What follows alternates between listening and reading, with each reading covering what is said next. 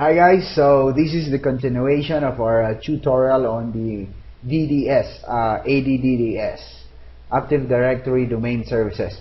So after installing your DDS, you can check it here. You have your roles, and then you have your Active Directory services, domain services. Okay, so today I would like to teach you how to install a DHCP server.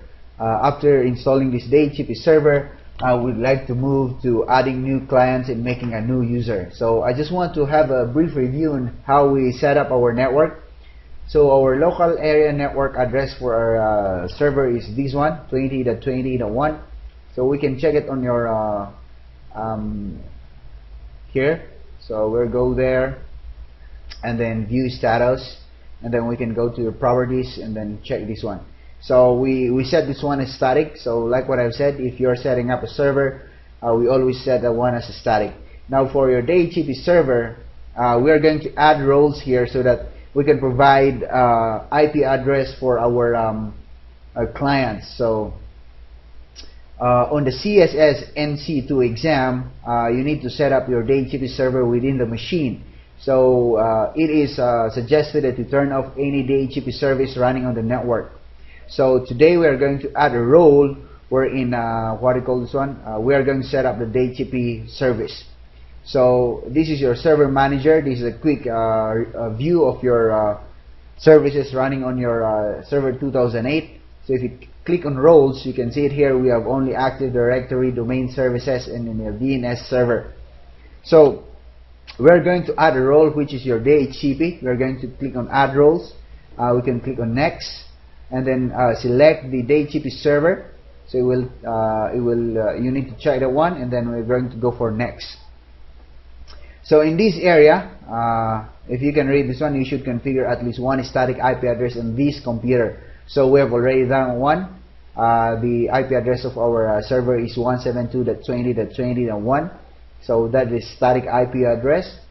Okay, before you install DHCP server, you should plan your subnets, scopes, and exclusions. Make a record and plan it in a safe place for later reference. So my plan here is to set up the DHCP server from 172.20.20.10 for your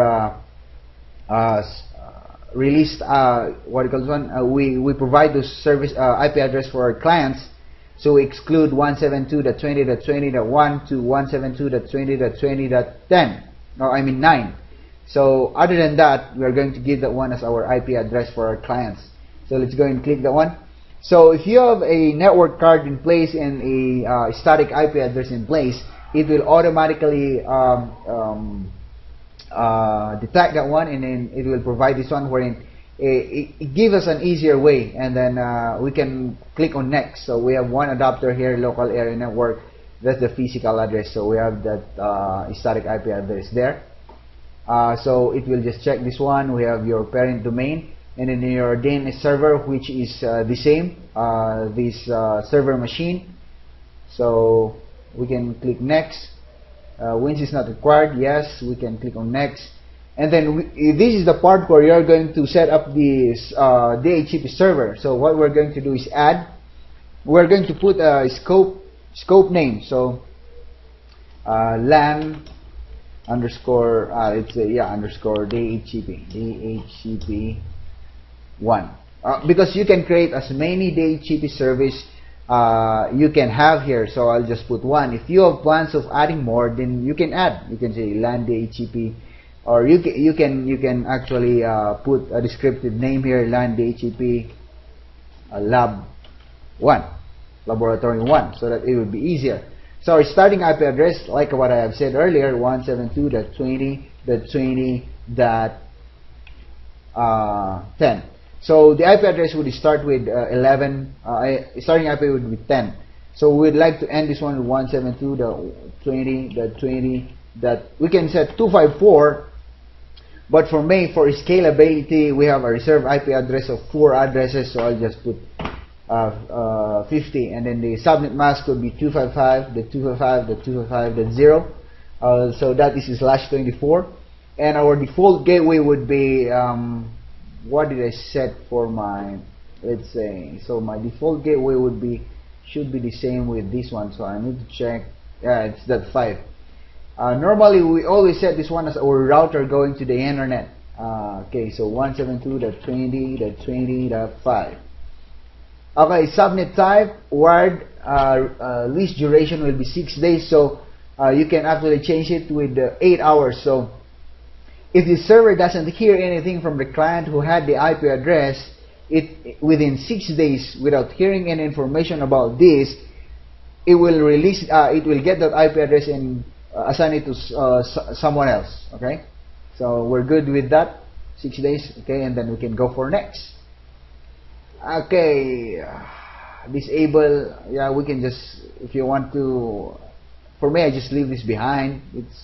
It's for DHCP version 6. That's IPv6, but it's up to you if you want to disable the one. But for me, I want to go on with this one enabled.